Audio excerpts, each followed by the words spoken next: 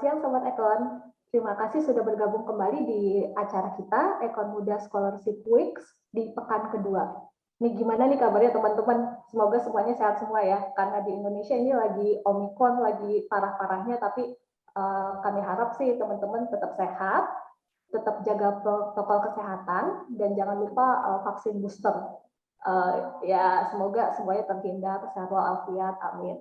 Nah, untuk teman-teman yang baru bergabung di pekan ini nih, mungkin masih bingung apa itu Ekon Muda Scholarship Weeks. Nah, saya coba jelaskan sedikit mungkin ya, apa itu Ekon Muda Scholarship Weeks. Ekon Muda Scholarship Weeks ini merupakan rangkaian kegiatan sharing mengenai informasi beasiswa, tips, trik, pengalaman dari para penerima beasiswa yang tentunya pengalamannya tidak perlu teman-teman lakukan lagi, sangat berkredibilitas lah. Nah, ini Ekon Muda Scholarship Weeks ini kami akan adakan selama 5 pekan. Jadi kegiatan pertama itu sudah kami adakan di minggu lalu, yaitu tanggal 3 Februari, itu membahas mengenai pengenalan jenis beasiswa.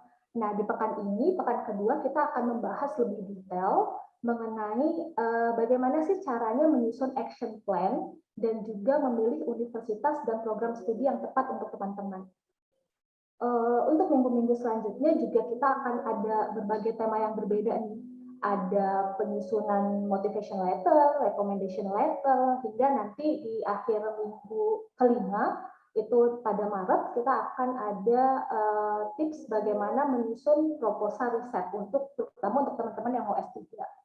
Jadi kalau misalnya teman-teman tertarik untuk join di minggu-minggu selanjutnya, teman-teman bisa cek di IG-nya Ekon Muda. Pastikan teman-teman udah follow IG-nya Ekon Muda, @ekonmuda.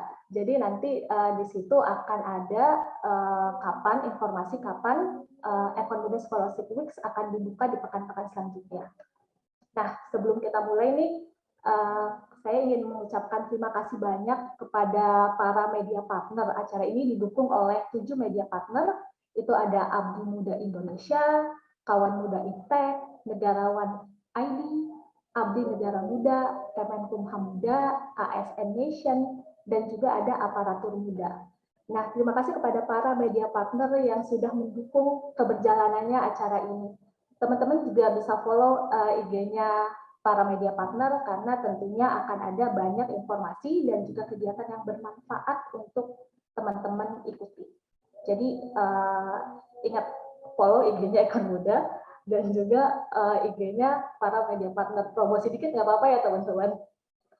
Nah, untuk yang ketinggalan juga nih misalnya webinar yang kemarin yang minggu lalu, kita dari tim Ekon Muda sudah upload di YouTube-nya Ekon Muda. Jadi teman-teman bisa langsung ke YouTube, cek Ekon Muda. Itu di situ juga ada webinar yang minggu lalu. Jadi yang ketinggalan jangan khawatir, tetap bisa dapat informasinya.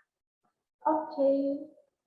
Kita mungkin mulai aja ya langsung karena waktu kita terbatas nih, mungkin 1 jam hingga 1,5 jam paling lama. Itu kita langsung ke narasumber dulu deh. Di sini sudah ada 3 orang pembicara yang mewakili S2 dalam negeri, S2 luar negeri, juga S3. Jadi ini paket lengkap ceritanya. Yuk, boleh ya perkenalan dulu misalnya Mbak Uci deh dari yang cewek. Nah, Mbak Uci, halo-halo dulu boleh ke teman-teman. Ya, halo, selamat siang teman-teman semuanya. Perkenalkan nama saya Carlina Aucia Agusta, bisa dipanggil Uci. Saya saat ini aktif tugas belajar di Carnegie Mellon University. Program studinya Public Policy and Management. Baru mulai start di Agustus ini, mulai fall 2021. Dan sekarang sudah masuk ke semester 2 di spring semester. Asal instansi dari Kementerian Koordinator Bidang Perekonomian. Oke, Mbak Uci terima kasih banyak ya udah join acara ini. Mbak Uci ini tengah malam nih di Pittsburgh. Ya. Sama-sama, terima kasih juga Ekon Muda udah undang. Acaranya positif sekali dan semoga bisa sharing pengalaman dan semoga bisa bermanfaat ya. Terima kasih Mbak Uci. Selanjutnya kita ke Mas Wahyudi. Mas Wahyudi, silakan Mas Wahyudi memperkenalkan diri. Oke, terima kasih Mbak Desi. Halo, selamat siang semuanya. Izin saya memperkenalkan diri. Saya kebetulan Wahyudi. Sekarang posisinya sedang melanjutkan pendidikan magister di Fakultas Hukum UI. Peminatannya itu hukum ekonomi. Gitu aja Mbak. Ya, terima kasih banyak Mas Wahyudi. Mas Wahyudi juga ini terima kasih sudah mau menjadi narasumber. Awalnya narasumber kita adalah Mas Rido, tapi Mas Rido ini tiba-tiba sakit, jadi kita doakan semoga Mas Rido cepat sembuh. Dan terima kasih juga Mas Wahyudi mau menggantikan menjadi narasumber berbagi ilmu dan pengalamannya. Nah, selanjutnya ini Mas Edwin. Mas Edwin, silakan Mas Edwin perkenalkan diri Mas Edwin. Terima kasih Mbak Desi. Assalamualaikum warahmatullahi wabarakatuh. Perkenalkan, nama saya Edwin Mahathir Muhammad Ramadan. Cukup dipanggil Edwin saja. Saat ini saya masih aktif sebagai ASN di Kemenko Perekonomian. Dan rencana insya Allah per 1 Juni akan tugas belajar ke Wageningen University and Research di Belanda untuk ngambil PhD programnya Public Administration and Policy. Itu mungkin Mbak Desi, terima kasih. Ya, terima kasih Mas Edwin. Nah, ini Wageningen University itu universitas terbaik natural science ya Mas Edwin. Keren banget nih. Iya, iya. Oke. Nah, mungkin untuk langsung nih kita bahas diskusinya mungkin santai, tapi nanti ada paparan juga dari para narasumber. Nah, jadi minggu ini itu kita balik lagi saya jelaskan adalah untuk membahas bagaimana caranya kita sebagai pemburu beasiswa nih menentukan atau menyusun action plan dan juga menentukan program studi atau universitas yang sesuai untuk kita. Kadang kan kita sebagai pemburu beasiswa tuh suka bingung gitu loh. Jadi kayak sudah ada nih motivasinya ingin mendapatkan beasiswa, ingin melanjutkan studi, tapi bingung langkah-langkahnya apa gitu. Apa dulu nih yang harus dilakukan, persiapannya harus kayak apa, sematang apa. Kadang program studi juga bingung kan milihnya, jadi suka galau nih, mau program studi A di universitas ini atau program studi A di universitas yang satunya, bedanya apa gitu. Nah itu gimana nih teman-teman pengalamannya dari Mbak Uci, Mas Wahyudi, Mas Edwin, gimana caranya menyusun dan menentukan hal-hal itu. Apalagi untuk Mas Edwin nih S3 ya. S3 pasti lebih galau lagi memilih supervisor gitu kan. Nanti Mas Edwin bisa jelaskan ya. Nah, mungkin untuk pertama kesempatannya kita berikan dulu deh ke yang paling paling cantik di sini, bukan saya tapi Mbak Uci. Oke. Nah, Mbak Uci, boleh Mbak Uci diceritakan pengalaman Mbak Uci bagaimana mendaftar beasiswa, mendaftar universitas, hingga akhirnya Mbak Uci ini bisa menginjakan kaki di Amerika gitu. Itu kayak negara impian banget gitu. Nah, gimana caranya Mbak Uci? Silakan Mbak Uci. Oke, selamat siang teman-teman. Oke, saya start paparan juga ya.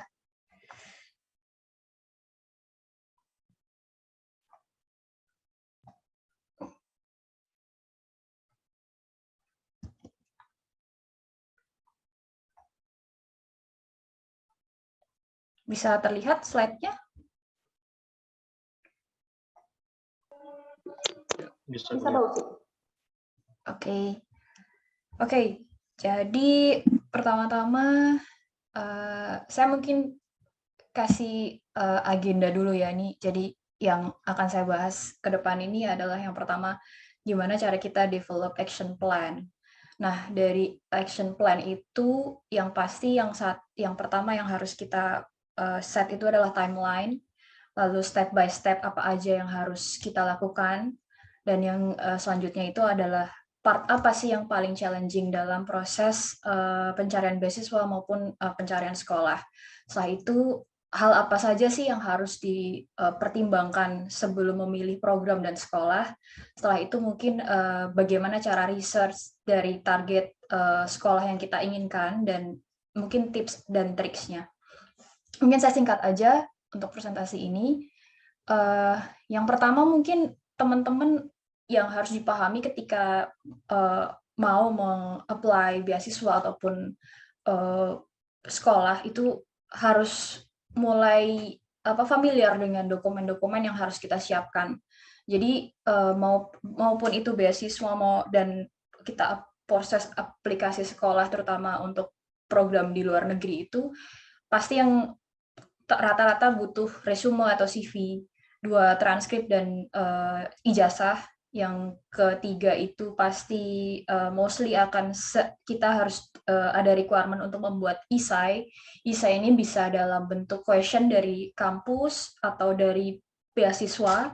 Jadi aplikasi beasiswa itu biasanya akan menanyakan gitu beberapa hal syarat, salah satunya juga esai dan juga personal essay. Personal essay ini juga sebagai statement dari kita, bagaimana kita melihat visi misi kita, mengapa kita memilih sekolah, mengapa kita memilih program, sebagainya. Dan yang keempat itu recommendation letter. Recommendation letter itu ini sangat penting juga, aspek penting. Yang kelima adalah kemampuan bahasa Inggris yang diukur dari sertifikat TOEFL dan IELTS. Dan mungkin beberapa sekolah juga membutuhkan biasanya syarat GRE atau GMAT. Yang selanjutnya juga ada beberapa sekolah yang membutuhkan syarat administrasi berupa degree equivalency, atau kadang juga beberapa sekolah juga memberikan request GPA kalkulator atau penyetaraan GPA dengan standar mereka.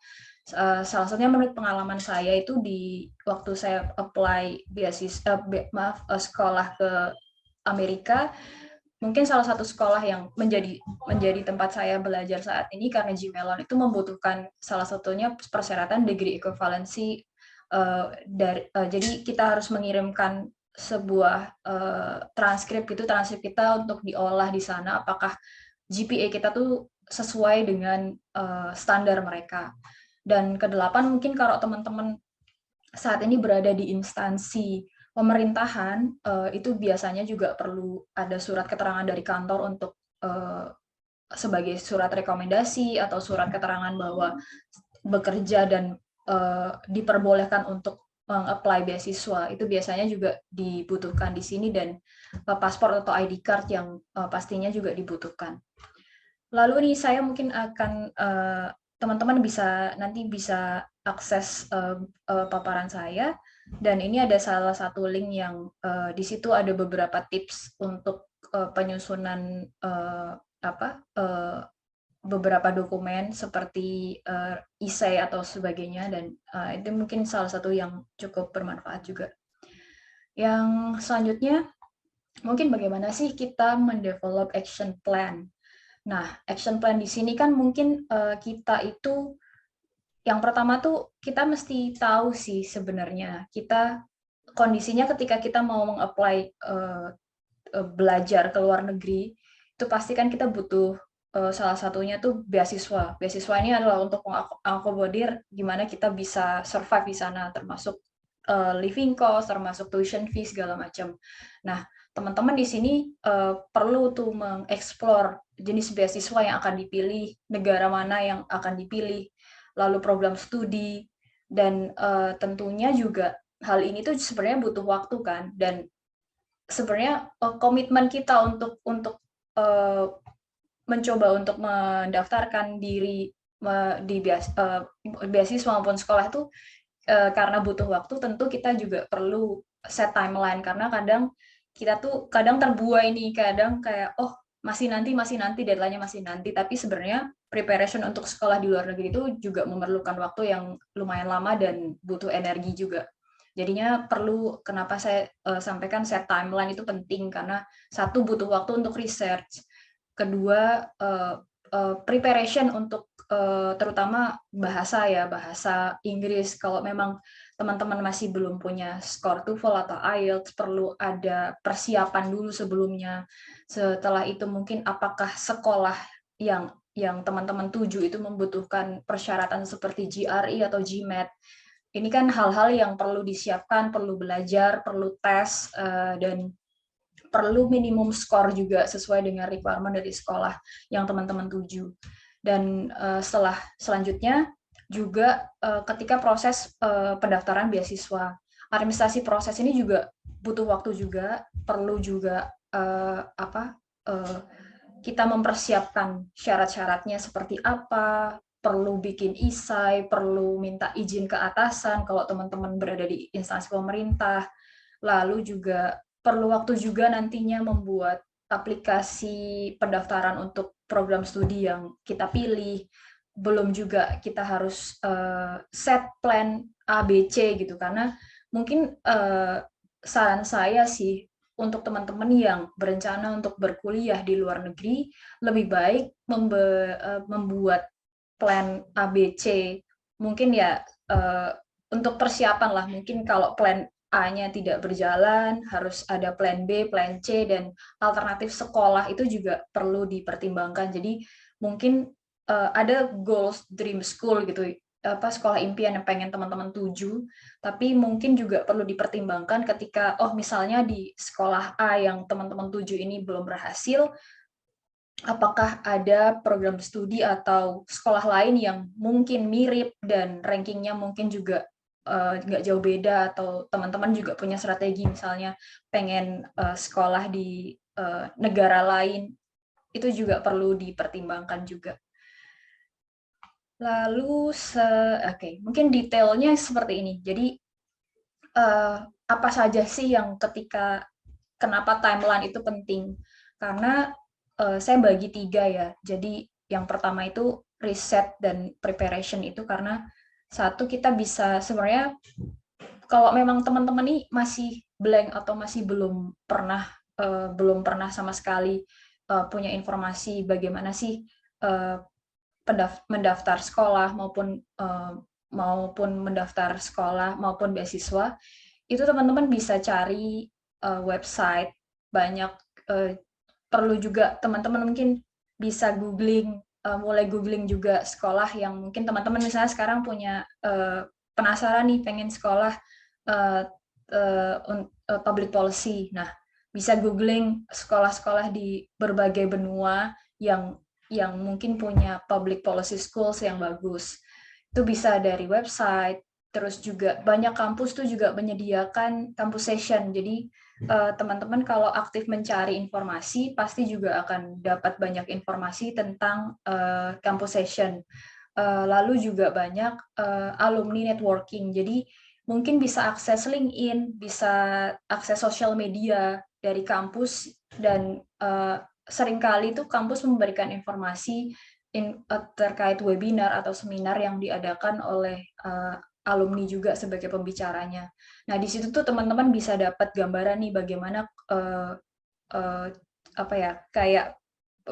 kalau kita bisa bilang tuh mungkin pengen tahu sih experience sekolah di sekolah A itu bagaimana. Nah, itu bisa cari tahu dari alumni networking itu. Lalu juga bisa langsung kontak ke pihak kampusnya. Biasanya setiap universitas itu punya website, teman-teman bisa akses websitenya, bisa langsung menanyakan by email. Mungkin baiknya kalau dilakukan itu jauh-jauh hari sebelum deadline pengumpulan pendaftaran itu berakhir, karena biasanya tuh kalau kampus tuh selalu sibuk di waktu-waktu menjelang deadline pengumpulan syarat untuk masuk. Nah, yang kedua itu mungkin preparation ya, seperti kalau sekolah-sekolah di Amerika mungkin beberapa yang memang punya kuantitatif base yang kuat, biasanya mereka require GRE atau GMAT. Sekolah-sekolah yang mungkin seperti MBA itu biasanya juga require GMAT. Teman-teman yang mungkin mau lanjut ke teknik atau program economics atau apa tuh biasanya juga kampus juga request GRE.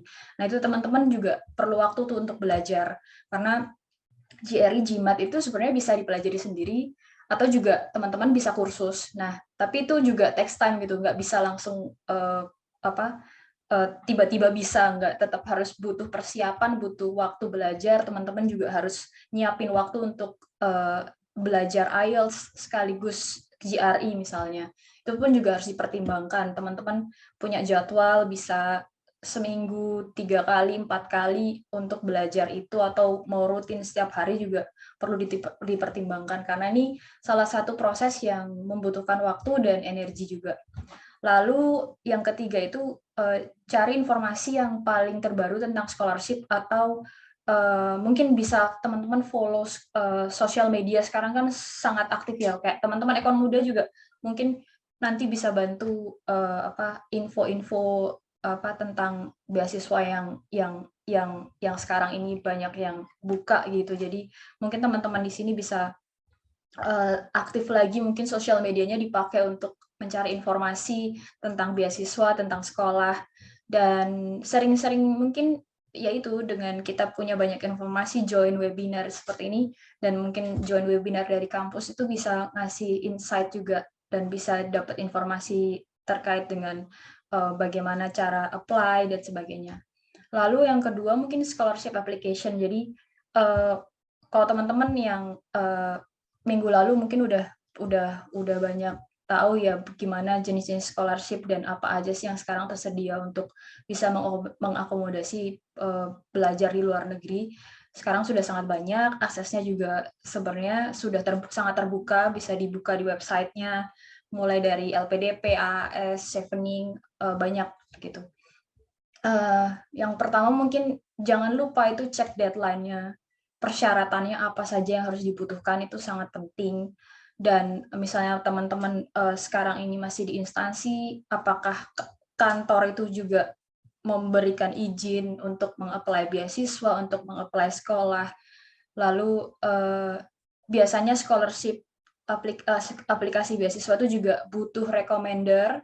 Di satu sisi recommender itu juga tidak bisa mendadakan karena perlu approach ke orang yang kita anggap mengerti kita, yang bisa memberikan ulasan yang baik tentang kita. Selanjutnya juga proses menyiapkan essay dan language requirement, lalu scholarship application itu juga kadang butuh kita sudah tahu gitu bagaimana rencana sekolah kita, misalnya universitas apa, program apa yang kita tuju. Jadi waktu mendaftar beasiswa itu diusahakan sudah tuntas lah persoalan ini, misalnya untuk memilih sekolah apa, program studinya apa, dan selanjutnya waktu kita mendaftar sekolah. Nah, waktu mendaftar sekolah ini tuh hal apa sih yang perlu dipertimbangkan? Nah, dari saya tuh, pengalaman saya sebelum saya mendaftar sekolah itu saya research dulu tentang program yang saya ingin tuju.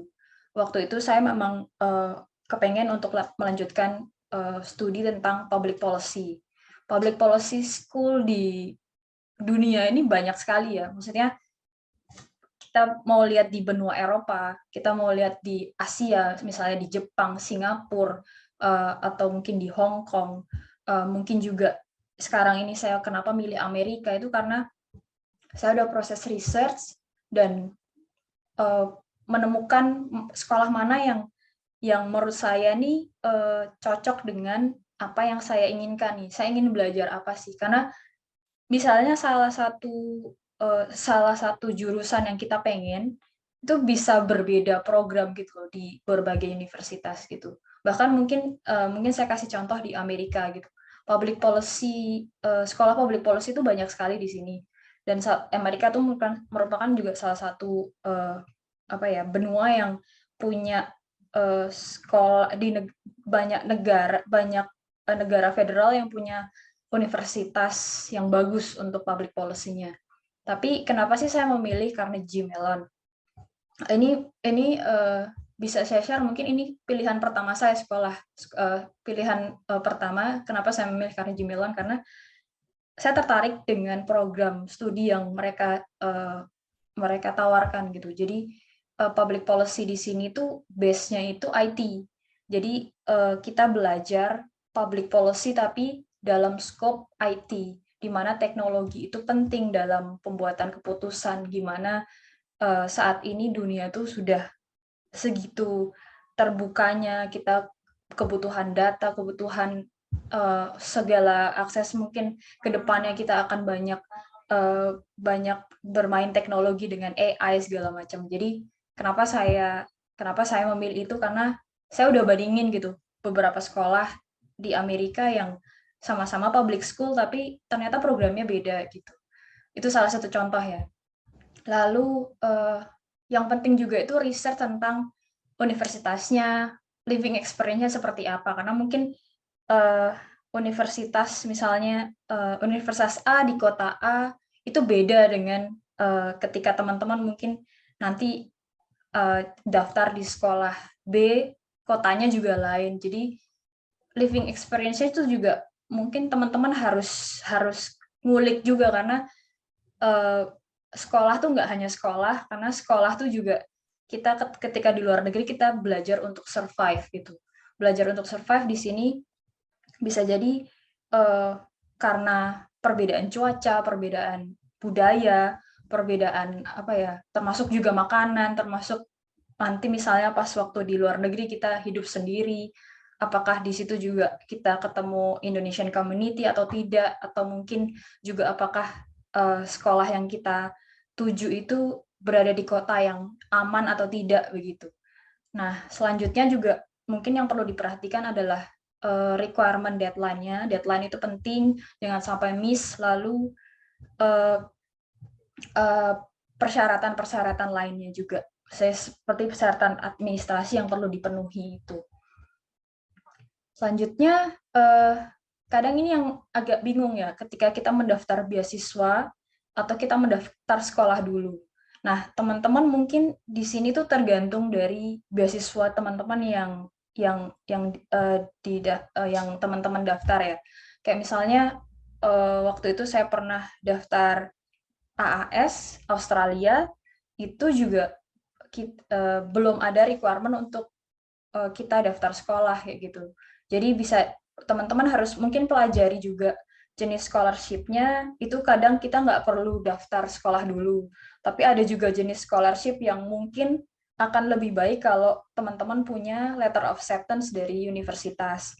Jadi sebenarnya ini sangat dinamis, tapi kalau teman-teman sudah tahu negara tujuan mana yang ingin dituju, universitas mana yang dituju, mungkin dengan persyaratan yang sudah lengkap, teman-teman bisa langsung apply saja ke universitasnya. Jadi scholarship itu nanti bisa juga mengikuti gitu. Teman-teman kalau ada opportunity daftar scholarship dulu tapi tidak perlu letter of acceptance, langsung didaftarkan saja dulu.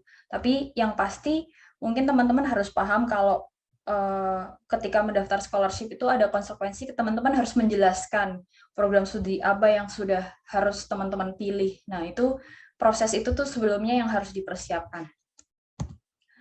Selanjutnya tuh hal apa aja sih yang paling challenging? Nah, sebenarnya kalau dari pengalaman saya mempersiapkan studi ke Amerika, ke luar negeri, sebenarnya setiap proses itu bisa jadi sangat menantang ya, terutama untuk persiapan. Kalau saya pribadi mungkin persiapan ketika menulis esai, lalu juga persiapan bahasa, memenuhi requirement bahasa itu juga butuh waktu, butuh proses juga. Mungkin bisa jadi mungkin teman-teman juga perlu pertimbangan misalnya untuk belajar sendiri atau mungkin juga ikut kursus.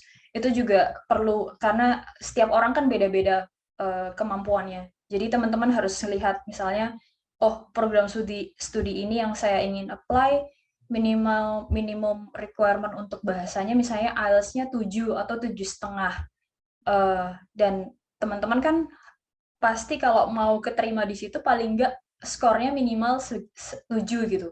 Padahal mungkin kalau lebih aman tuh teman-teman pasti harus kalau bisa di atas skor itu. Nah, itu tuh salah satu hal yang challenging juga, termasuk misalnya kalau ada extra requirement seperti sekolah saya kebetulan waktu itu juga butuh GRE. Otomatis kita juga belajar GRE gitu. Butuh waktu juga, waktu itu saya sekitar 6 bulan untuk belajar sampai akhirnya saya tes GRE. Dan banyak juga termasuk proses-proses yang tidak di luar di luar yang saya ekspektasikan ya. Ternyata mungkin pada waktu memenuhi administrasi persyaratan sekolah itu, ternyata juga yang cukup bikin menegangkan itu waktu menunggu dari karena sekolah saya waktu itu membutuhkan degree equivalency. Jadi saya harus daftarkan transkrip saya ke World Education Service, di mana kita bayar jasa mereka untuk mereview transkrip kita. Jadi mereka akan mereview satu persatu mata kuliah dan menyetarakannya ke dalam GPA dalam ukuran Amerika ya. Jadi itu tuh juga ternyata butuh proses karena mereka sampaikan 2 minggu, ternyata dokumen itu baru dikirimkan ke kampus itu 1 bulan. Jadi kembali lagi ke poin 2 yang akan saya sampaikan ini, preparation is the best solution. Jadi kenapa kita mesti prepare? Prepare itu termasuk kita juga menyediakan waktu sebelum deadline. Jadi mungkin deadliner itu akan lebih cenderung nggak salah sih, menjadi deadliner tidak salah, tapi untuk dalam konteks kita apply beasiswa, dalam konteks kita apply sekolah, menurut saya preparation itu salah satu yang harus dipertimbangkan. Maka itu kenapa set timeline itu penting, karena jangan sampai kita miss gara-gara kita telat menyampaikan dokumen atau karena banyak faktor lain lah di luar kemampuan kita. Dan yang paling menantang itu yaitu kalau misalnya satu gagal, kita mesti coba lagi. Kalau daftar ini gagal, ternyata belum berhasil, kita harus coba untuk gali lagi kesempatan yang lain. Jadi teman-teman ketika mendaftarkan untuk studi dan beasiswa ke luar negeri itu mentalnya harus disiapkan juga gitu. Nah, hal apa saja sih yang harus dipertimbangkan untuk memilih program dan sekolah? Saya mungkin nggak bisa sampaikan secara teknis karena mungkin tiap orang punya preferensi berbeda-beda, tiap orang punya background edukasi yang berbeda-beda, setiap orang juga punya proyeksi masa depan yang berbeda-beda. Nah, saya mungkin bisa rangkum itu jadi 3 kategori ya. Yang pertama tuh passion. Nah, apakah kita tuh benar-benar passion untuk belajar hal tersebut? Jadi, salah satu hal yang perlu dipertimbangkan itu adalah ketika milih program itu apakah kita benar-benar suka sih dengan program ini. Jadi kenapa teman-teman tuh butuh riset? Butuh riset itu dalam artian teman-teman coba baca program studi di kampus tersebut, lalu coba kulik silabusnya. Apakah mata kuliah yang ditawarkan itu sesuai dengan teman-teman ngerasa penasaran nggak? Teman-teman merasa tertantang nggak? Teman-teman kayak ngerasa, oh saya kayaknya bisa nih, atau saya pengen belajar hal ini. Itu kenapa saya bilang passion itu nomor 1. Yang kedua, value added. Apakah program studi itu tuh bikin kita tuh tambah pintar gitu, karena posisikan apakah kita tuh setelah belajar di situ kita dapat sesuatu atau tidak gitu. Itu penting ya menurut saya, karena kita akan invest waktu, kita akan invest tenaga, dan ketika kita sudah ready untuk sekolah di luar negeri itu kita harus siap juga bahwa tantangan sekolah di luar negeri itu cukup besar, termasuk tidak hanya di akademiknya, tapi juga di proses kehidupan yang beda gitu di sini, karena ada culture yang berbeda, cuaca yang berbeda, itu juga harus teman-teman pertimbangkan. Tapi yang penting ketika program studi itu teman-teman sudah yakin benar-benar ini passion saya dan program studi ini sepertinya akan memberikan manfaat buat saya, itu akan jadi nilai plus gitu kalau teman-teman udah bisa, dan itu bisa disampaikan juga di isai gitu. Maksudnya alasan teman-teman pilih jurusan ini tuh apa tuh penting gitu kan. Dan yang ketiga itu self assessment. Nah, self assessment ini kenapa saya bilang penting, karena program studi itu punya tingkat kesulitan yang berbeda-beda. Jadi mungkin di universitas A, B, C itu bisa berbeda level kesulitannya. Nah, teman-teman tuh kenapa dari awal saya bilang research itu penting, karena jangan sampai teman-teman itu kaget waktu nanti kuliah. Jadi ada beberapa program studi yang contoh ya, misalnya butuh kemampuan di algebra atau kalkulus. Misalnya teman-teman harus cek itu apakah ada kuantitatif requirement untuk paham tentang kuantitatif atau apakah sudah ada background studi sebelumnya yang korelasi dengan program studi yang akan diambil. Itu juga penting ya, untuk agar nanti teman-teman juga tidak kaget dengan proses belajar ke depannya. Nah, setelah itu poin untuk riset sekolah yang ingin teman-teman yang ingin yang dituju. Yang pertama itu coba didaftar ya beberapa sekolah yang ingin dituju dan programnya, dan dibandingkan. Jadi mungkin kalau pengalaman saya pribadi, saya dulu bandingkan sekolah-sekolah yang mungkin public school yang kurikulumnya itu mengarah ke IT.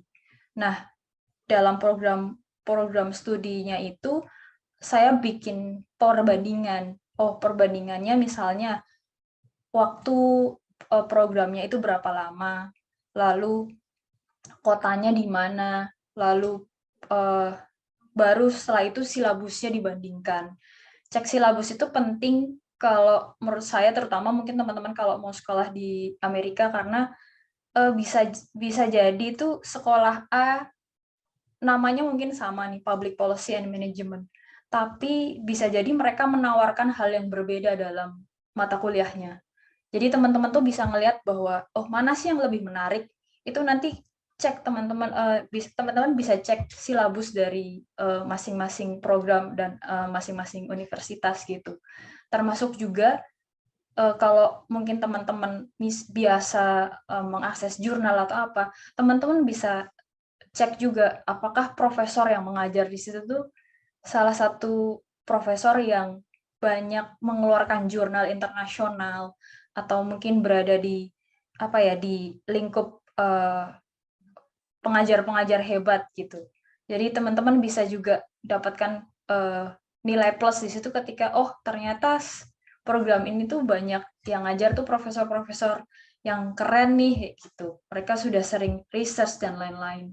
Yang ketiga, saya bilang self assessment. Apakah teman-teman ngerasa cocok tidak dengan sekolah ini dan program studinya gitu. Itu penting karena untuk memproyeksikan nanti proses belajarnya itu teman-teman bisa awali dari pada waktu sebelum mendaftar gitu.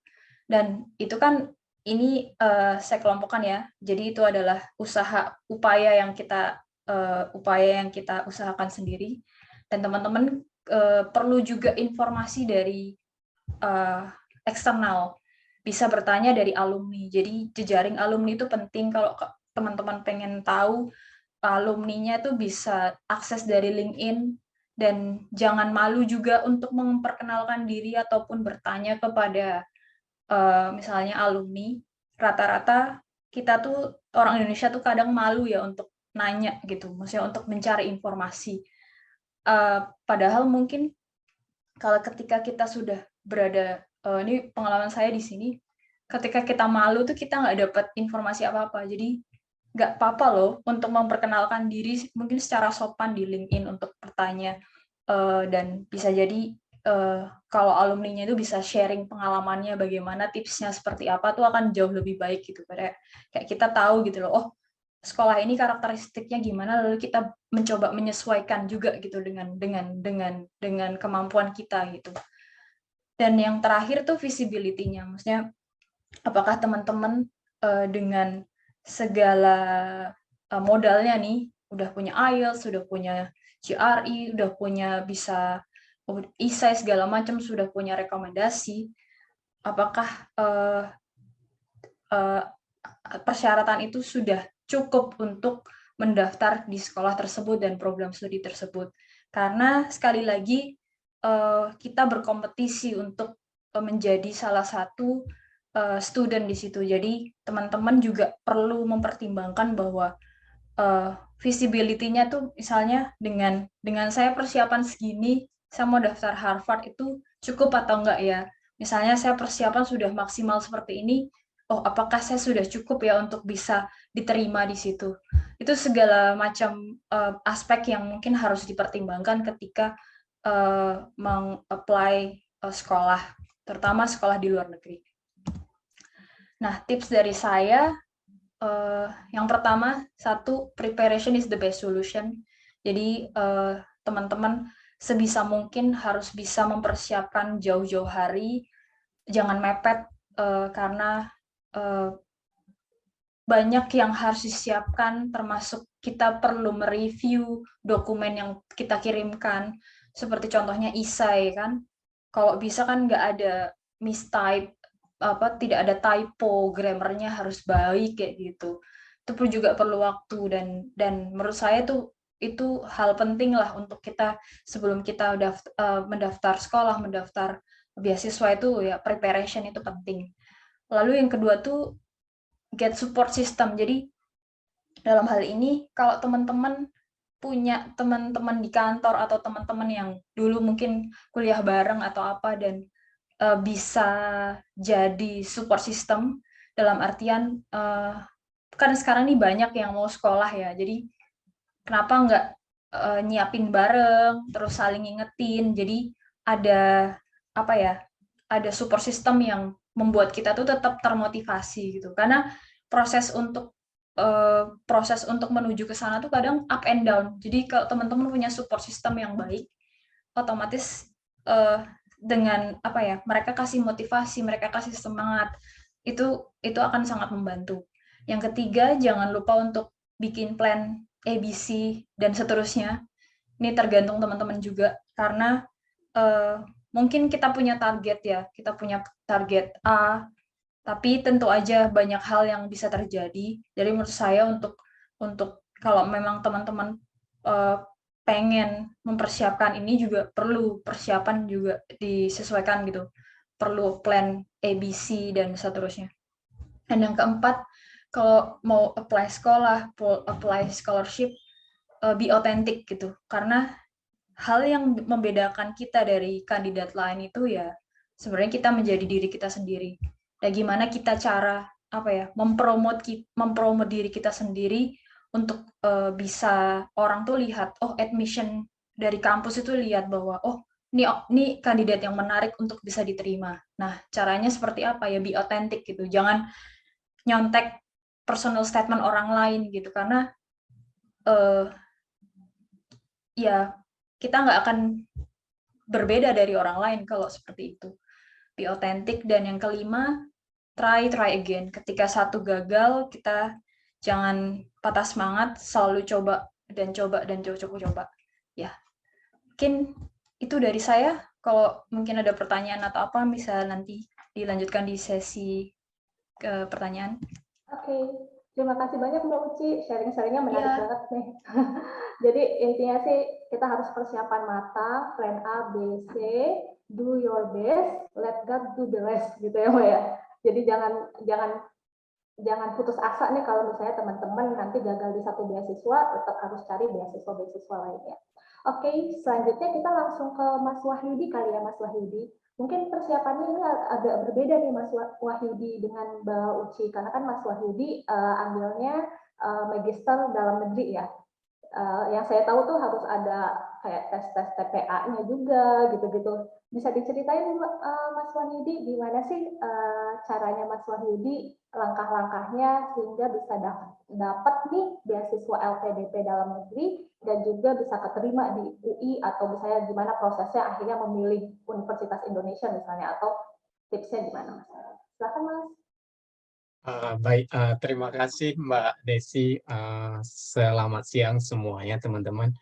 Mungkin tadi Mbak Uci sudah memaparkan secara umum bagaimana cara kita mendapatkan beasiswa dan juga tantangan-tantangan yang bisa kita hadapi ke depannya jika kemudian tidak dipersiapkan dengan baiknya. Nah, saya di sini coba untuk karena saya posisinya adalah sebagai awardee LPDP, maka saya akan memaparkan berdasarkan apa yang disyaratkan oleh LPDP dan juga berdasarkan pengalaman saya tentunya. Sedikit pengenalan, kebetulan saya mendapatkan beasiswa LPDP ini adalah sebelumnya itu saya adalah fresh graduate. Saya tahun 2014 itu masuk kuliah dan juga tahun 2019 itu selesai dan kemudian saya mendapatkan beasiswa LPDP di akhir tahun 2019 dan 2020 kemudian saya dinyatakan lulus. Tentu pemaparan saya nanti terkait dengan apa yang saya lakukan pada saat proses kuliah, karena ini menjadi poin penting juga pada saat proses seleksi LPDP, karena mereka akan melihat sejauh mana ataupun kontribusi kita pada saat proses perkuliahan seperti itu. Nah, dalam hal ini saya mencoba untuk menguraikan proses LPDP. Tentu ini lengkapnya kita bisa lihat di booklet ya. Kita bisa lihat di booklet di prasyarat LPDP semuanya. Pada tahap seleksi beasiswa LPDP tentu maupun beasiswa-beasiswa lainnya, seleksi administrasi adalah seleksi yang paling utama karena di sini kita akan diseleksi semuanya tentang latar belakang kita, keinginan kita, dan sebagainya. Nah, pada proses seleksi administrasi ini, saya merangkul bahwa LPDP berdasarkan pengalaman dan juga cerita-cerita dari teman-teman saya, bahwa ada sekitar 4 hal yang menjadi poin utama penilaian LPDP untuk apakah seseorang dinyatakan lulus atau tidak. Tentu 4 hal ini adalah prediksi kami, artinya prediksi saya dan juga berdasarkan cerita-cerita, bukan ketentuan yang pasti ya, bukan ketentuan yang pasti dari LPDP itu sendiri. Nah, bahwa ada perbedaan antara proses LPDP yang saya alami pada tahun 2019 dan juga dengan syarat-syarat yang sekarang ataupun pada saat 2021 itu ada sedikit perbedaan. Pada saat saya itu kami diminta rencana studi dan juga proposal studi. Nah, pada tahap seleksi administrasi ini diminta ialah personal statement ya. Dalam hal ini tentu mereka ingin mengetahui kita itu siapa dan kemudian apa yang kita lakukan pada saat proses perkuliahan ataupun mungkin bagi mereka yang sudah bekerja apa saja kontribusi pada saat dilakukan pekerjaan. Di sini kemudian dicantumkan di personal statement. Pada saat kami mencantumkannya itu dalam di proposal studi. Proposal studi itu sekitar 1 lembar setengah dan itu sudah include semuanya gitu. Nah, kemudian yang kedua adalah bahwa komitmen dan rencana kontribusi. Pada posisi kami kemarin itu sekitar pada posisi kami kemarin itu di rencana studi. Semua itu diuraikan mengenai rencana studi dan juga setelah kamu selesai studi, apa yang kemudian ingin kamu lakukan gitu. Mbak sebelumnya, oke. Dan di sini kemarin saya ingin menguraikan bahwa ketika saat proses perkuliahan tentu hal yang dimintakan di sini adalah apa yang kita lakukan. Pengalaman organisasi apa yang kemudian itu menjadi poin plus bagi si calon awardee. Dan juga tentu pada saat saya kemarin itu karena kebetulan saya juga pernah gitu bekerja ataupun magang di 2 lembaga, itu adalah kegiatan eksternal kampus saya, dan itu menjadi penilaian juga bagi LPDP ketika menilai hal ini. Nah, dalam hal ini yang ketiga adalah surat rekomendasi.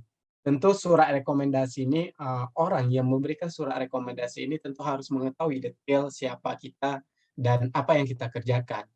Pada proses surat rekomendasi ini saya itu ada 3 surat rekomendasi yang saya dapatkan pada saat itu, yang dari dosen yang memang mengenal saya, baik kemudian mengenal dalam hal kegiatan-kegiatan organisasi saya, dan juga dosen yang yang membimbing skripsi saya pada saat itu.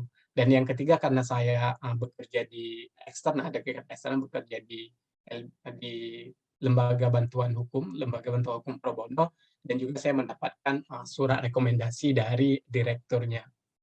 Nah, dalam hal ini, yang keempat tentu ya, yang paling poin utama, yang paling poin penting juga seperti yang disampaikan Mbak Uci tadi, bahwa sertifikat bahasa asing ya. Tentu dalam negeri itu berbeda dengan luar negeri karena ada proses jalur reguler dan jalur afirmasi ya. Kalau afirmasi kemudian ada penurunan skor, dan juga kalau reguler tentu skornya sesuai dengan yang dimintakan LPDP. Mungkin di sini teman-teman di sini ada yang posisi, karena ini juga terbuka untuk umum ya. Ada posisi yang mungkin pada posisi sekarang itu skor TOEFL-nya itu untuk mendaftar yang dalam negeri ataupun untuk mendaftar di luar negeri itu masih sedikit ataupun belum memenuhi syarat. Dan dalam hal ini saya sedikit ingin cerita bahwa karena faktor saya ini kebetulan berasal dari kampung, yang artinya bahwa karena faktor lingkungan, tentu akses yang saya dapatkan pada saat itu kurang terkait dengan bahasa Inggris, Nah, akses yang saya dapatkan ini karena memang faktor di lingkungan saya itu yang tidak memadai, artinya bahwa saya tidak mendapatkan yang seharusnya didapatkan. Tentu ini berbeda dengan yang di kota-kota besar yang kemudian tempat pelatihan bahasa Inggris itu yang begitu banyak ya.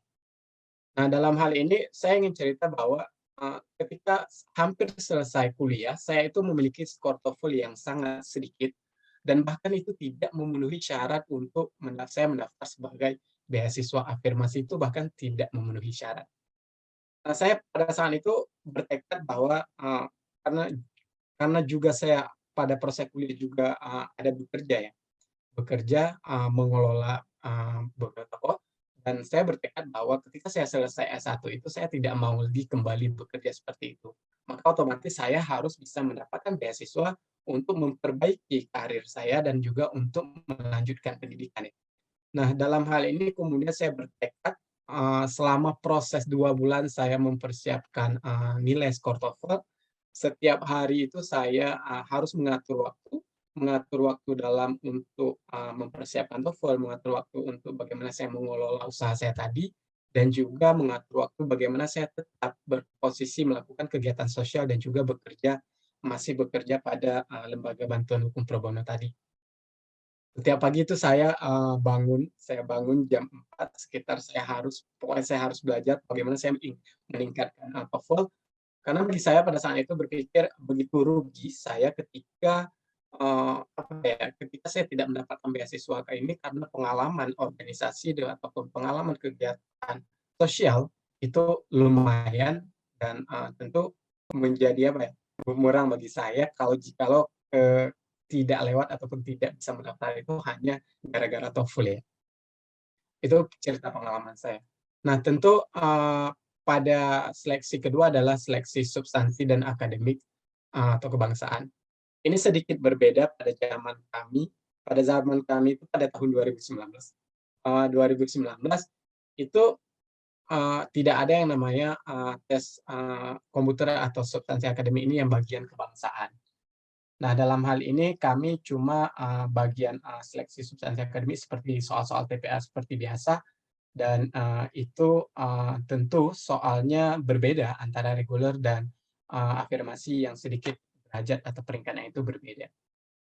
Nah, dalam hal ini saya sedikit berbicara masalah, poinnya adalah keberuntungan yang saya hadapi ya. Saya pada seleksi substansi akademik ini pada saat itu saya harus mempersiapkan saya juga les, dan pada saat proses les itu saya tidak menghabiskan waktu les karena saya ada kegiatan di luar, yaitu di Surabaya dan Bali pada saat itu sekitar 2 minggu, dan saya harus membawa buku setebal segini mungkin ke Bali, dan itu saya harus belajar gitu bagaimana saya bisa nanti menjawab soal-soal ini. Dan keberuntungan selanjutnya adalah saya kembali ke Aceh. Kebetulan saya berasal dari Aceh. Saya kembali ke Aceh itu besoknya, misalnya hari ini pesawat, dan besoknya saya tes substansi. Dan saya mendapatkan skor yang lulus lumayan gitu. Dan saya lewat, poinnya hanya lebih 5. Itu adalah keberuntungan selanjutnya saya pada saat itu. Nah, pada poin paling penting pada proses seleksi LPDP adalah pada seleksi wawancara ya. Ada perbedaan lagi antara sekarang dengan seleksi yang kami alami. Pada seleksi wawancara yang kami alami adalah ada 2 seleksi yang pada saat itu. Seleksi 1, seleksi 2. Seleksi 1 adalah pada saat itu kalau tidak salah adalah perawakan kayak aparat ataupun kemudian tim seperti itu, dan juga yang kedua seleksi 2 ada 3 orang. Pada saat itu psikolog, akademisi, dan juga dari pihak LPDP. Nah, pada proses seleksi wawasan kebangsaan, kami pada saat itu ditanyakan tentang kebangsaan, tentang nilai-nilai yang kita anut, tentang nilai-nilai yang memang harus kita pegang, dan sehingga hal ini dibutuhkan agar nanti ketika kita sudah mendapatkan beasiswa, kita bukan bagian orang-orang yang memang mengingkar janji ataupun berseberangan dengan Indonesia dalam hal filosofi atau sebagainya ya. Nah, dalam hal ini pada seleksi wawancara yang kedua ini ada yang penting. Pada saat itu ada 2 hal yang saya ingat gitu, yang poin yang paling penting pada saat seleksi wawancara adalah ketertarikan pewawancara akan apa yang kita lakukan, seperti yang saya sampaikan di awal tadi pada saat proses perkuliahan dan kegiatan di luar, dan juga tentang penulisan kita yaitu skripsi pada saat S1 itu tentang apa. Apakah kemudian ini relate ataupun berhubungan dengan yang kita ambil selanjutnya, seperti itu, yang kepada pasangan magister. Kebetulan pada saat itu saya itu tentang ekonomi, saat itu penulisan saya CSR. Nah, pada saat itu si interviewernya itu begitu tertarik, karena saya dapat melihat begitu tertarik, karena sekitar 15 menit saya diwawancara pada saat itu, dan sekitar 10 menit itu saya diinterview hanya tentang penulisan saya pada saat itu. Nah, makanya tipsnya yang dapat saya berikan bisa pada saat seleksi wawancara adalah bagaimana kita menjawab pertanyaan-pertanyaan si interviewer itu dengan bijak, dengan normatif dalam artian tajam, tidak normatif begitu normatif kali gitu. Nah, dalam hal ini bagaimana kemudian gaya tubuh kita itu pada saat menjawab itu meyakinkan si interviewer. Saya pada saat itu ditanya memang pertanyaan-pertanyaan yang begitu detail, begitu mendalam. Satu hal yang harus kita ingat bahwa ketika pihak LPDP itu meminta semua berkas, semua tentang diri kita, jangan kita anggap bahwa si LPDP itu tidak membaca. Tapi pada saat saya itu memang si interviewer itu membaca keseluruhan tentang kita. Psikolog begitu juga. Psikolog adalah bagaimana melihat kita ya, diri kita, kepribadian kita itu seperti apa. Dan terkadang pertanyaan-pertanyaan psikolog inilah yang menjebak kita dalam menjawab kayak gitu ya. Dan ini menjadi poin penilaian juga. Lanjutnya, Mas.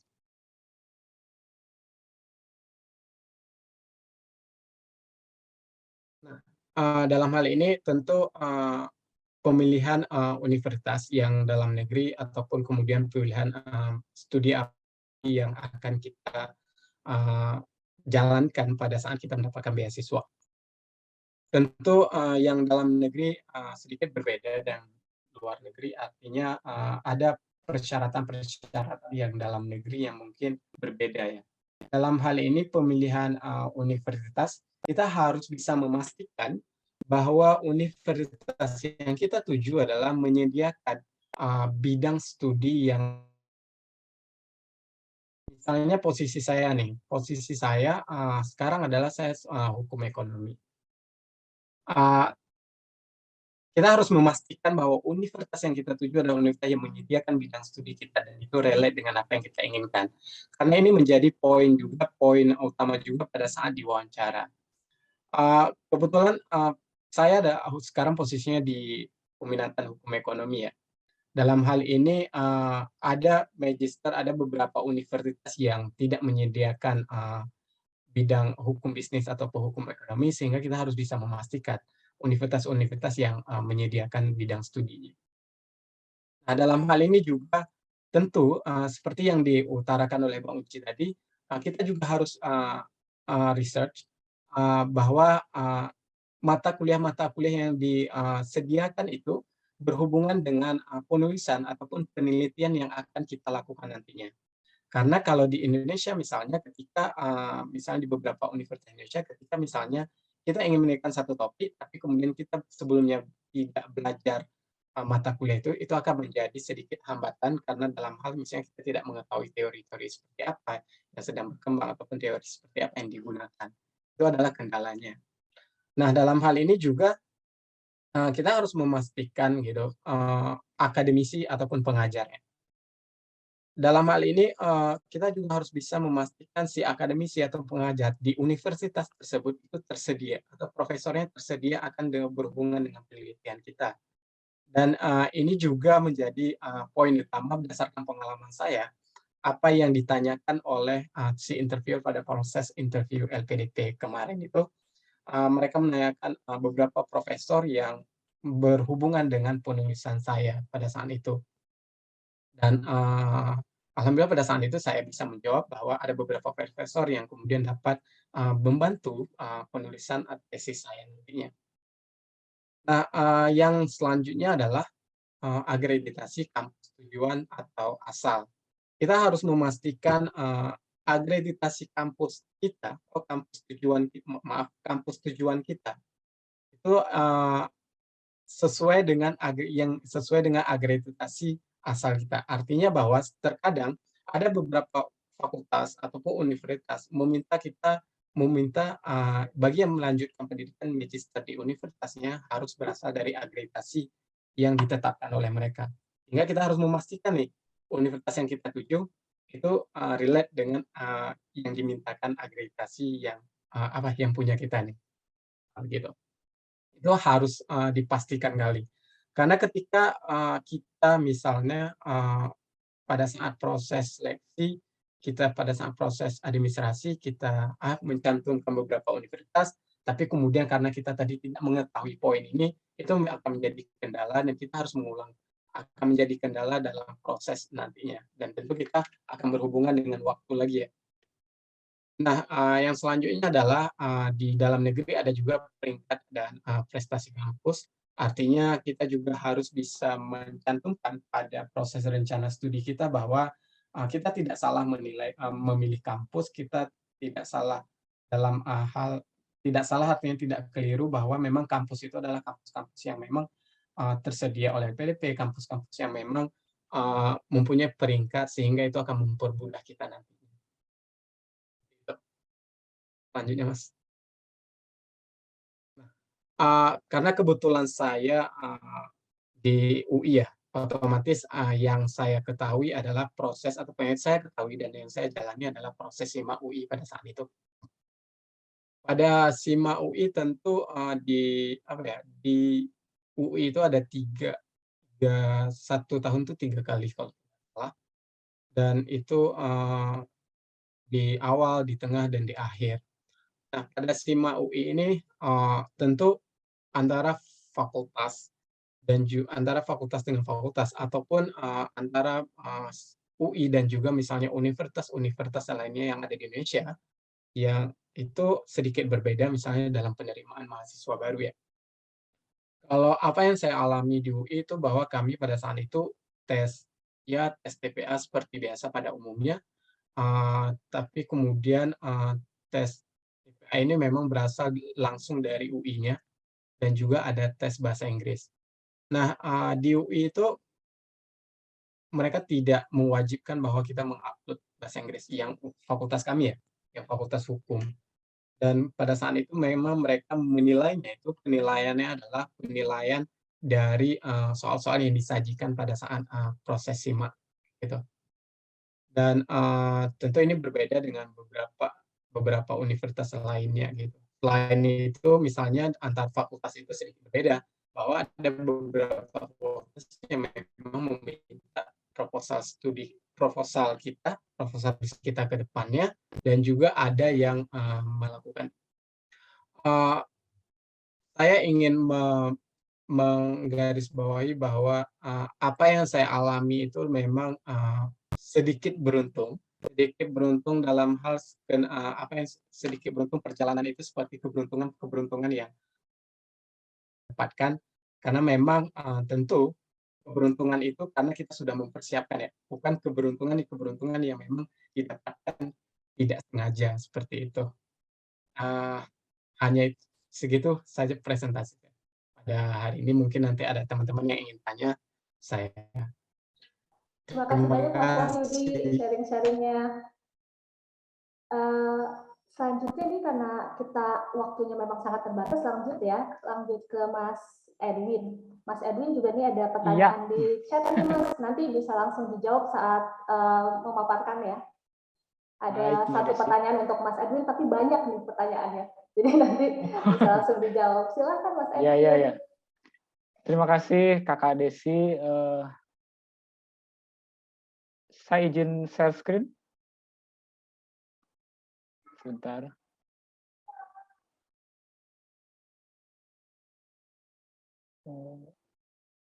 Oh, udah ada yang share screen ya. Terima kasih. Baik, teman-teman sekalian, kakak-kakak. Kalau pencari beasiswa biasa nyebutnya kakak ya. Kakak-kakak sekalian. Mungkin tadi sudah banyak atau sudah panjang lebar dijelaskan oleh Mbak Uci dan Mas Wahyudi mengenai cara atau bagaimana menyusun action plan dan yang di luar negeri maupun di dalam negeri.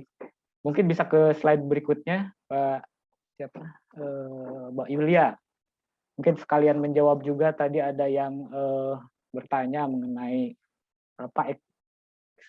mungkin ini lebih experience saya ya tadi. Sepertinya banyak yang sudah lulus, bahkan Mas Wahyudi ini fresh graduate gitu ya. Jadi kalau misalkan kita ibaratkan ini lika-liku melanjutkan studi yang saya pernah alami gitu kan, ketika lulus S1 atau S2 lah, saya pernah lulus S2, ini masih semangat nih, waktu itu masih semangat, bahkan sebelum lulus pun sudah semangat. Mungkin rekan-rekan di sini juga ada sebagian yang masih S2 pengen lanjut S3 gitu kan. Nah ini masih semangatnya masih membara lah gitu. Kemudian nah itu mungkin bisa dijadikan ini juga jadi tonggak awal kita gitu kan untuk mempersiapkan untuk ke jenjang berikutnya. Misalkan karena kita sudah S2 punya supervisor, ini bisa kita approach untuk nanti misalkan untuk S3-nya kalau melanjutkannya di universitas yang sama. Namun berjalan waktu, kemudian kan ada yang mungkin tadi ada yang nanya juga baru CPNS gitu kan ya. Mungkin nanti setelah sekarang masih semangat nih CPNS, masih semangat pengen kuliah, tapi nanti setelah kerja sibuk, kemudian mungkin ada yang menikah gitu kan, kemudian jadi lupa gitu kan untuk tujuan kita untuk studi ini. Namun beriring waktu juga ketika sudah ada berbagai tuntutan, misalkan karena sebagian besar di Kemenko sekarang sudah menjadi jabatan fungsional, jadi ada tuntutan, apalagi yang rekan-rekan di BRIN itu kalau nggak salah untuk peneliti itu harus minimal S3. Jadi sekarang ini banyak yang ingin mencari untuk melanjutkan ke S3 sehingga mereka keluar dari zona nyamannya mereka. Kemudian mencari informasi-informasi, gitu, mengumpulkan persyaratan-persyaratan, apply beasiswa, namun ternyata beasiswanya belum berhasil, gitu kan. Nah di situ mungkin kan ada down lah, mental kecewa, kita kecewa, bahkan mungkin bisa demotivasi, gitu kan. Kalau bahasa zaman anak sekarangnya kena mental lah, gitu kan, kena mental. Nah mungkin tadi disampaikan juga oleh rekan-rekan, sebenarnya kita itu perlu support system yang bisa meningkatkan sehingga semangat kita, termasuk mungkin lewat komunitas pencari beasiswa dan yang seperti sekarang ini yang dilakukan oleh Ekon Muda ini mungkin sangat bermanfaat. Slide selanjutnya Mbak Yulia. Nah tadi kalau mungkin itu sedikit ke belakang gitu kan, sebelum menyusun action plan itu tadi sebenarnya sudah banyak diutarakan juga oleh pembicara sebelumnya. Sebenarnya kita harus kontemplasi diri dulu ini, terutama untuk yang S3 ini tujuan kita untuk S3 ini apa gitu kan. Apakah memang tuntutan karir atau saya masih penasaran nih waktu riset S2 pengen lanjut gitu kan. Atau mungkin ada personal and future goal-nya, nggak tahu, mungkin Mbak Desi pengen doktornya sebelum 40 tahun, harus dokter sebelum 40 tahun, atau misalkan future-nya Mbak Desi pengen jadi asep misalkan, kan kita nggak tahu, berarti saya harus meningkatkan kapasitas saya. Kemudian cari informasi tadi sudah dijelaskan, menetapkan target ini yang paling penting ini tetapkan target, jadi kita harus set priority kita, apakah prioritas kita cari negaranya, cari universitasnya atau apa. Tadi kemudian skor bahasa itu di achieve, pilih TOEFL atau IELTS itu mungkin nanti jadi tricky juga bagi rekan-rekan.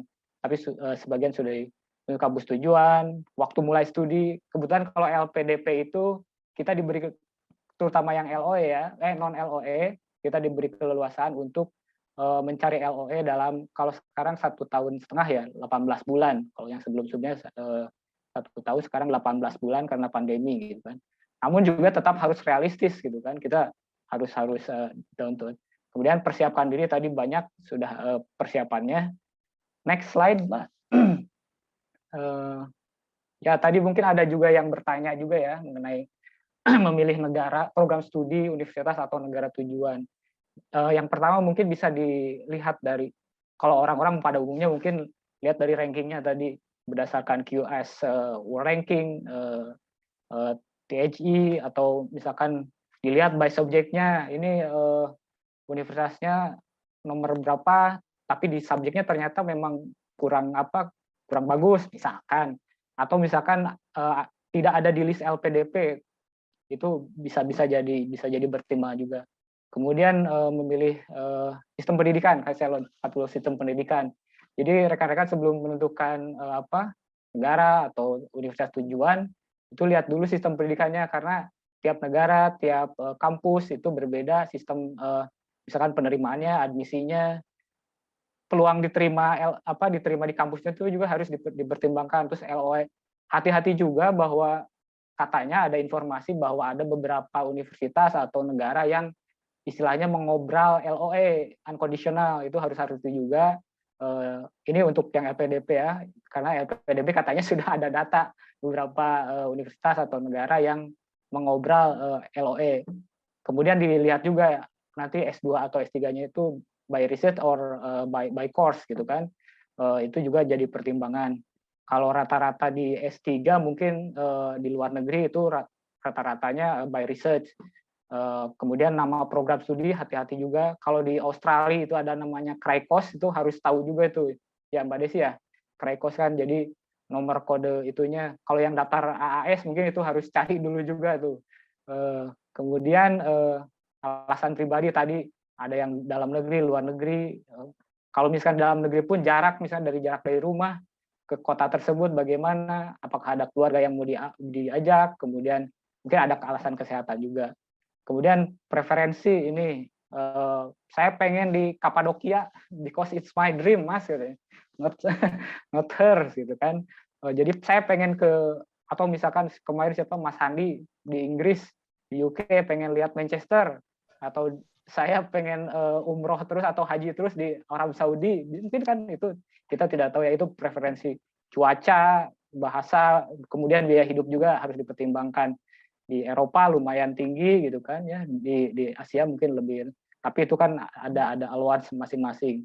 Kemudian yang terakhir mungkin kalau saya pribadi itu pertimbangannya ke supervisor, karena kalau S3 kaitannya dengan supervisor itu sangat erat, jadi keberlanjutan studi kita ini ditentukan oleh supervisor, jadi harus dilihat ekspertisnya, atau mungkin maksudnya mantan sebenarnya kan ada yang sudah S2 di luar negeri ya, itu sudah bisa dijadikan modal untuk approach menjadi supervisor untuk selanjutnya, atau mungkin direkomendasi oleh mahasiswa yang sudah ada di sana, atau dosen pembimbing kita di dalam negeri pun bisa kita mintakan rekomendasi, misalkan pembimbing dosen kita kenalan di luar negeri, itu bisa dijadikan channel juga.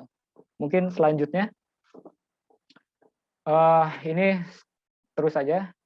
Terus ini mungkin waktu saya menyusun untuk persiapan daftar LPDP, saya kurang lebih sekitar 5 bulan lah ya. Sebenarnya tapi jauh sebelumnya, sebenarnya udah beberapa tahun sebelumnya. Jadi ini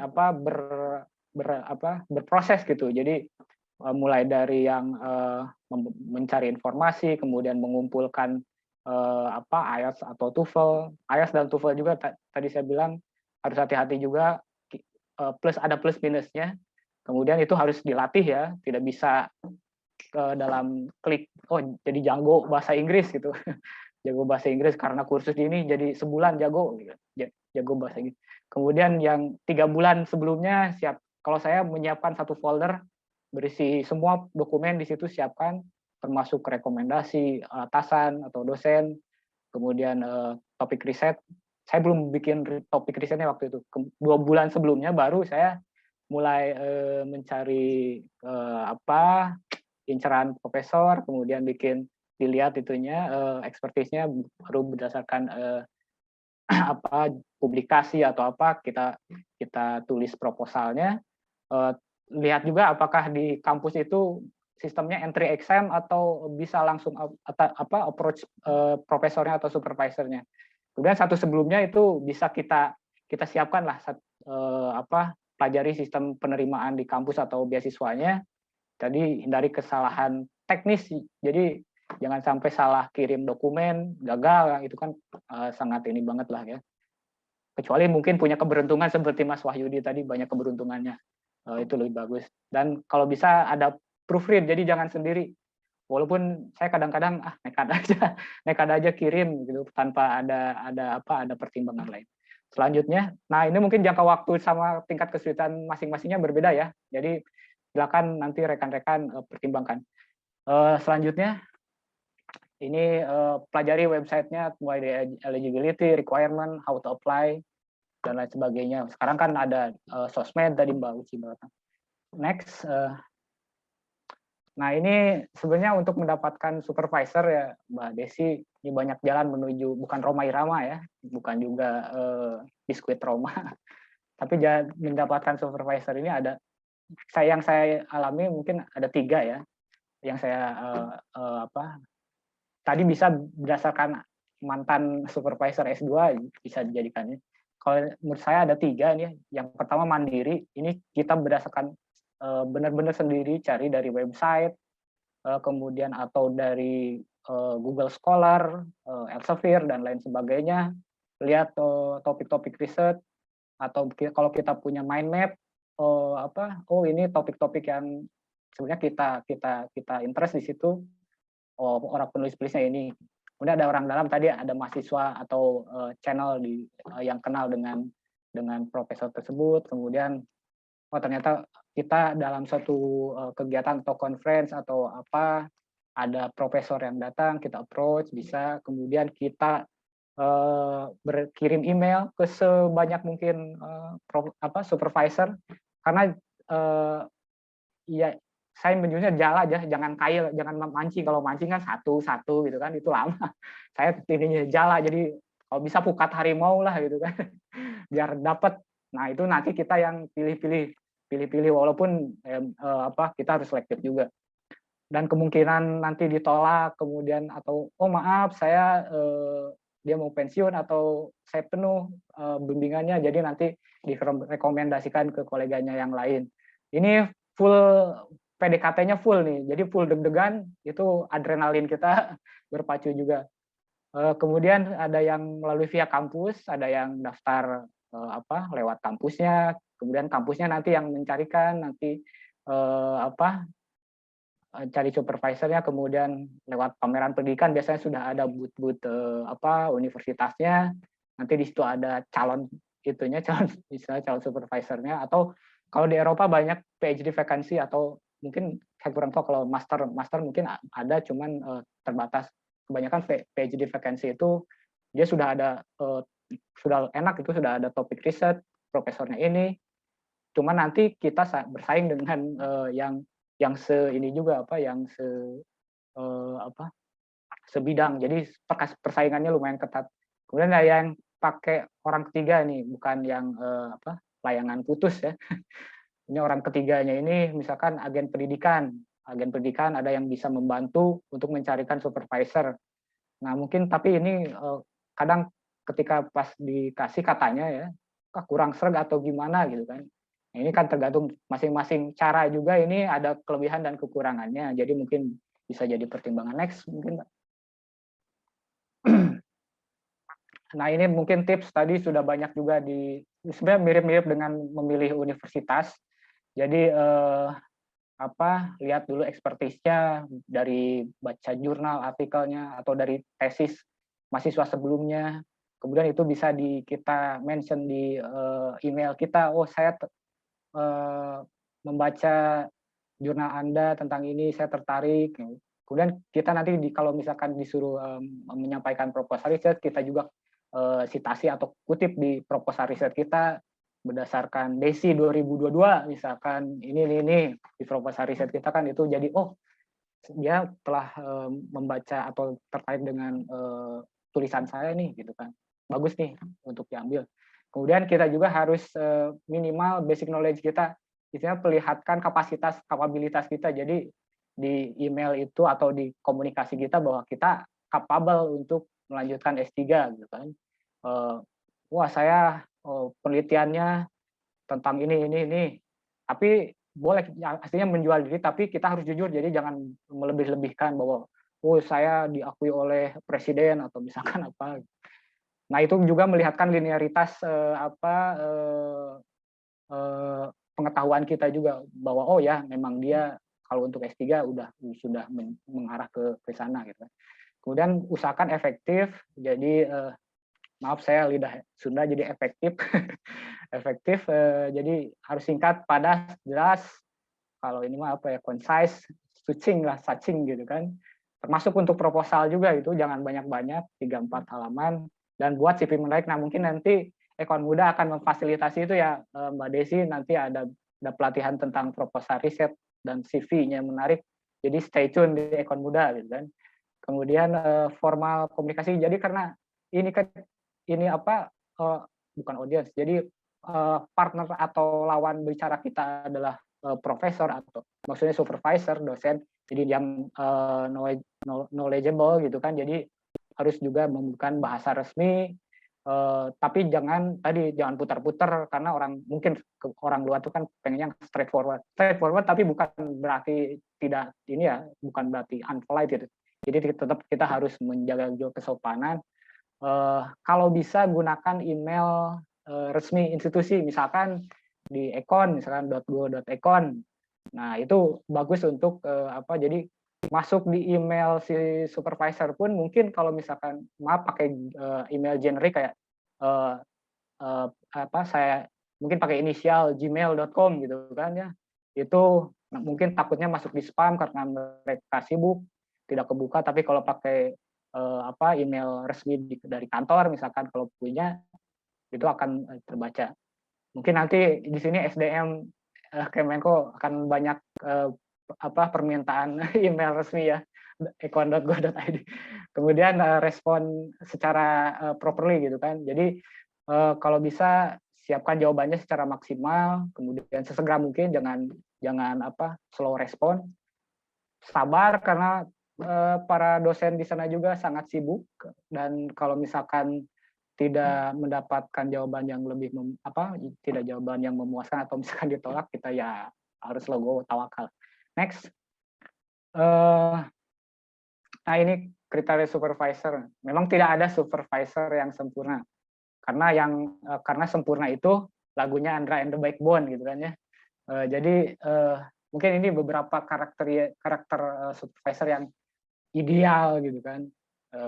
Yang pertama, research interest-nya atau expertise-nya itu sesuai dengan research interest kita juga, jadi kan kita takutnya nanti dia sukanya makan bakso, kita sukanya makan mie ayam gitu kan, nanti nggak nyambung.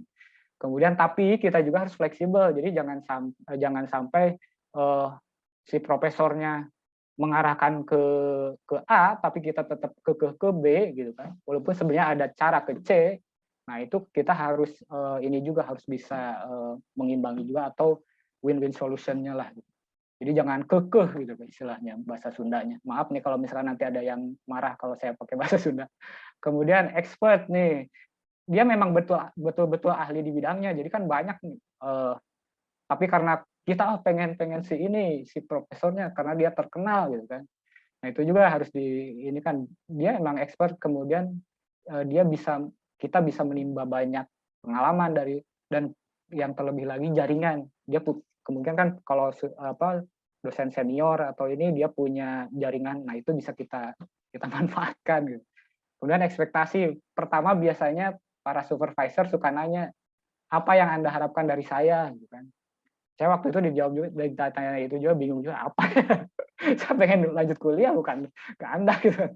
Tapi itu ya karena kita sudah membaca bahwa Anda orang yang tepat untuk saya sepertinya karena dia juga familiar dengan Indonesia gitu kan. Kemudian namun harus dipertimbangkan juga gitu kan kalau misalkan si profesornya sibuk, dia tidak punya waktu dan sibuk dengan proyek atau mahasiswa atau yang lainnya gitu kan. Kemudian visioner artinya dia bisa mengarahkan kita bisa develop kita lebih baik akademik maupun karir. Maaf nih kehalang pertanyaan. Yang kemudian selanjutnya ya it's a love hate thing gitu kan.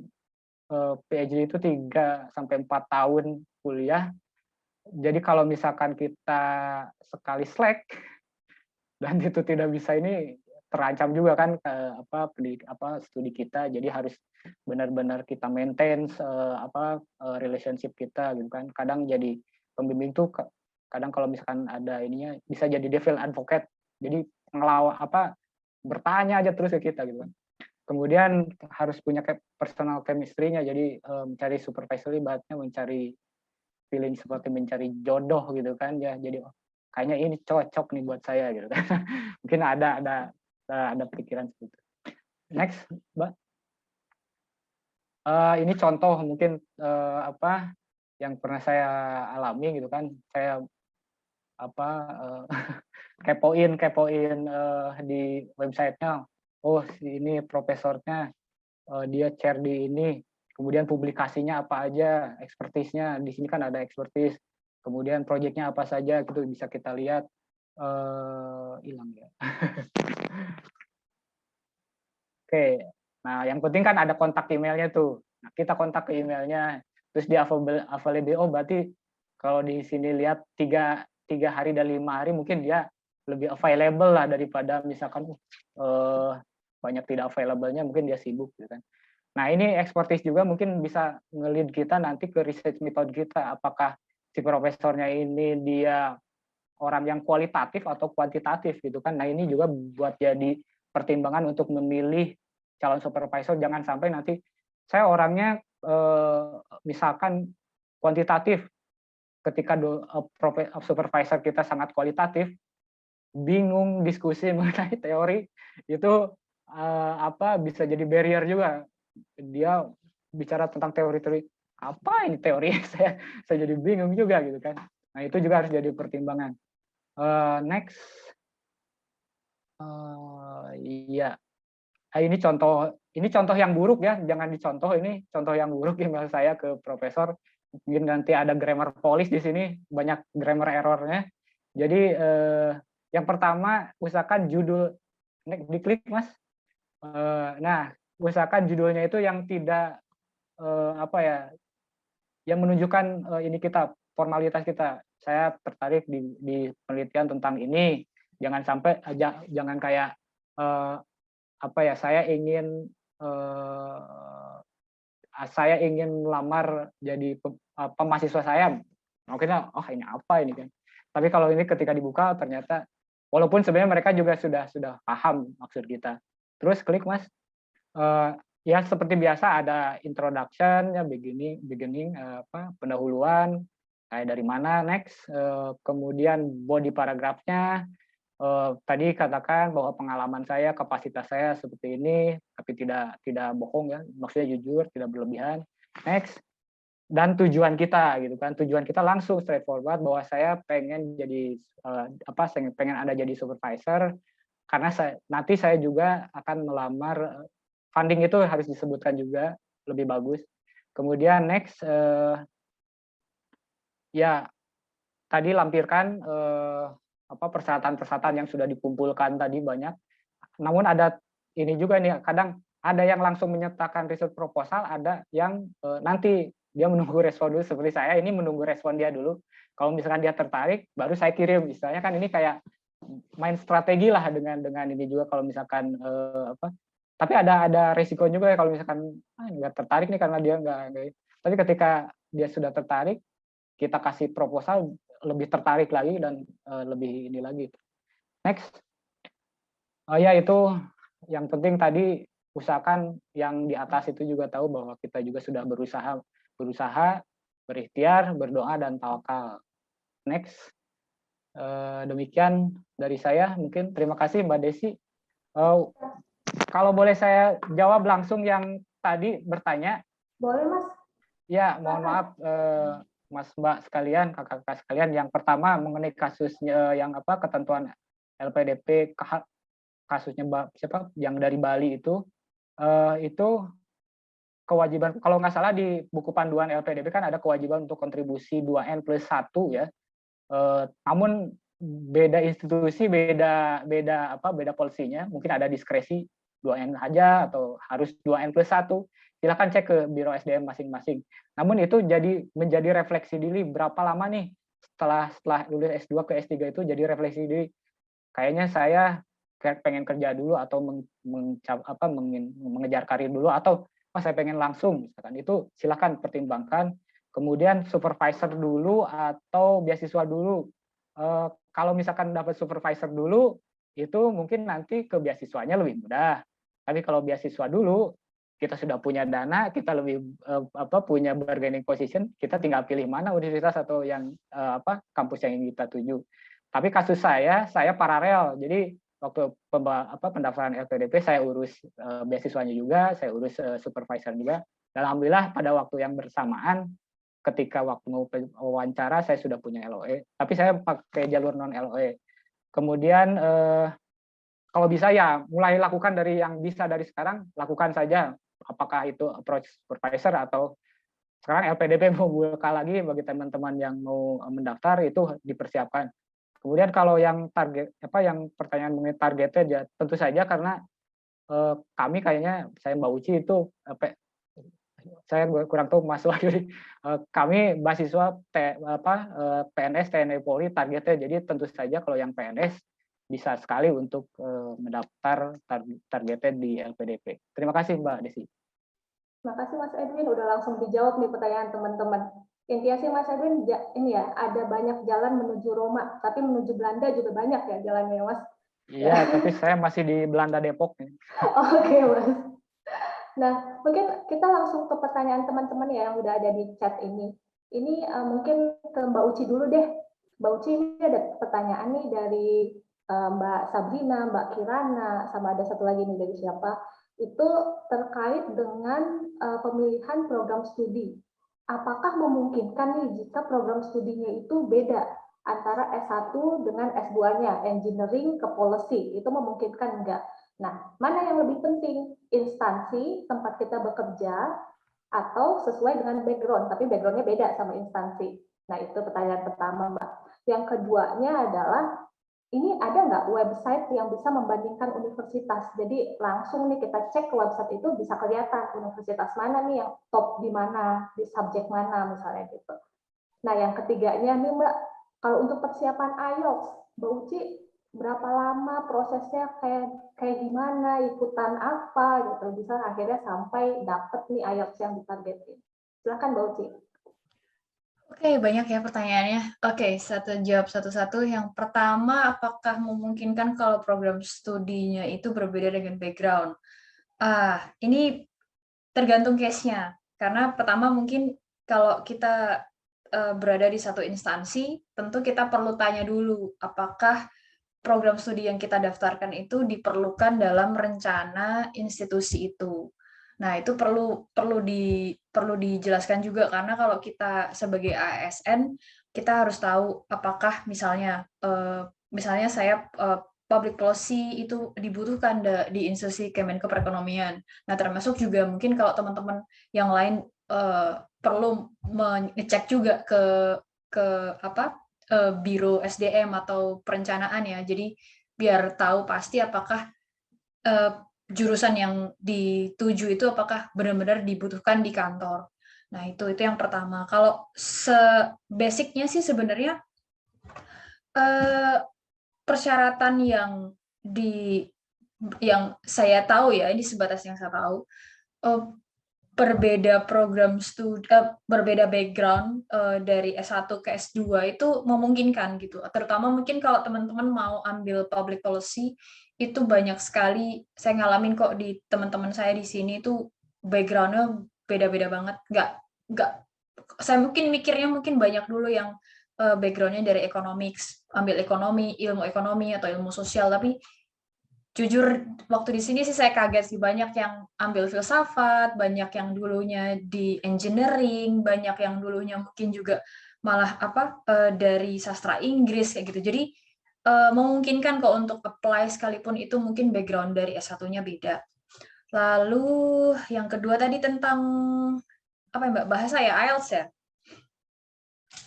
Berapa lama? Nah, itu tuh tergantung dari kita sendiri sih. Kalau saya jujur karena dulu saya belajar sendiri tuh kadang suka nggak komit, jadi saya ambil kursus biar ada komitmen untuk belajar.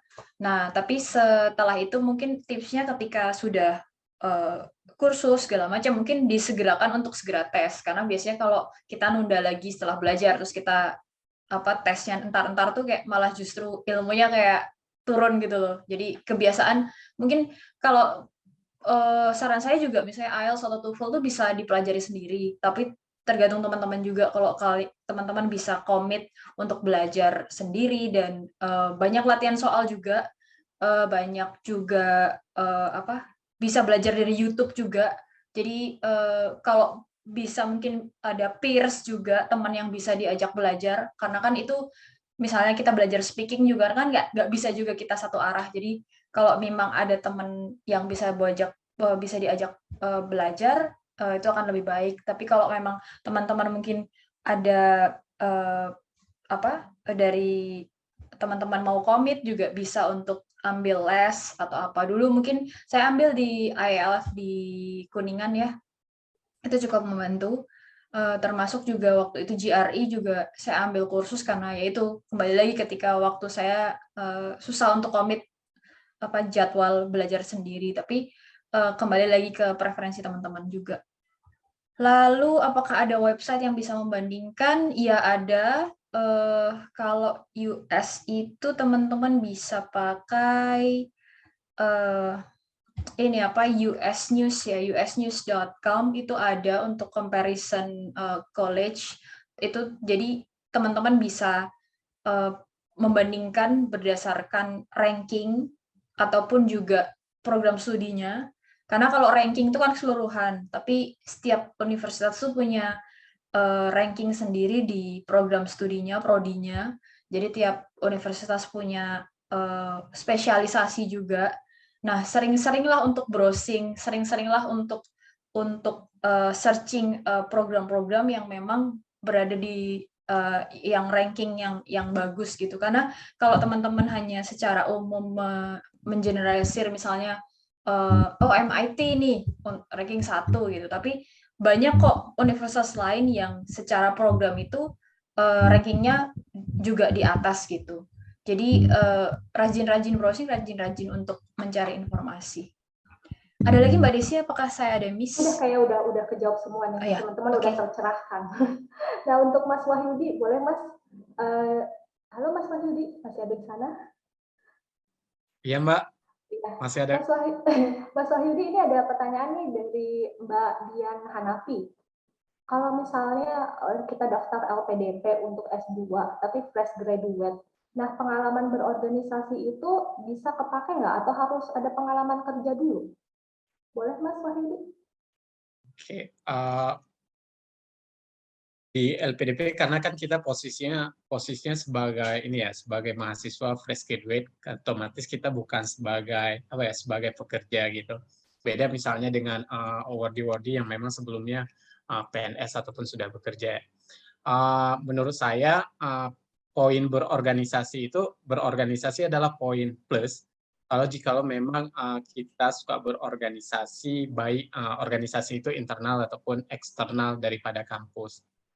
Saya rasa itu menjadi poin utama daripada si interview si interviewer maksudnya ketika proses wawancara nanti. Bahkan pada saat proses yang saya alami, psikolog itu sangat tertarik terhadap kegiatan di kampus kita. Itu semuanya ditanyakan karena itu juga bagian penilaian mereka. Apakah kita tipikal orang yang yang hanya diam-diam baik, hanya pulang pergi kuliah, ataukah memang aktif di organisasi atau di perkuliahan.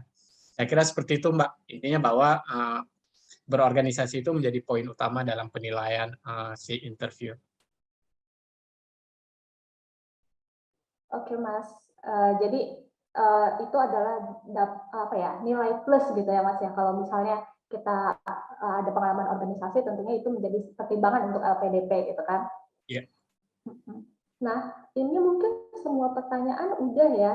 Ada beberapa pertanyaan terkait dengan rekomendasi, tapi untuk teman-teman yang tanya terkait rekomendasi, nanti bisa ikut webinarnya Ekon Muda di minggu keempat. Itu kita khusus membahas mengenai bagaimana caranya menyusun CV dan juga recommendation letter. Jadi nanti detail di situ kita bahas formatnya seperti apa, harus minta ke siapa gitu, yang lebih kompeten itu yang kayak apa gitu. Nah, itu nanti bisa teman-teman ikuti di webinarnya di minggu keempat untuk recommendation letter.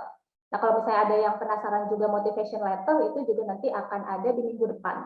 Setiap hari Kamis, jangan lupa. Nah, ini kita mungkin udah lebih dari yang kita targetkan nih, Mas. Tadinya 1 jam atau 1 jam setengah, ternyata udah jadi 1 jam 45 menit nih. Gitu. Jadi kita dari tim Ekon Muda Mbak Desi, akan apa, Mbak? Boleh saya jawab satu ini Pak Mas siapa ini dari Mahkamah Agung, Rian Oh, boleh Sulistyo. Mas, boleh Mas.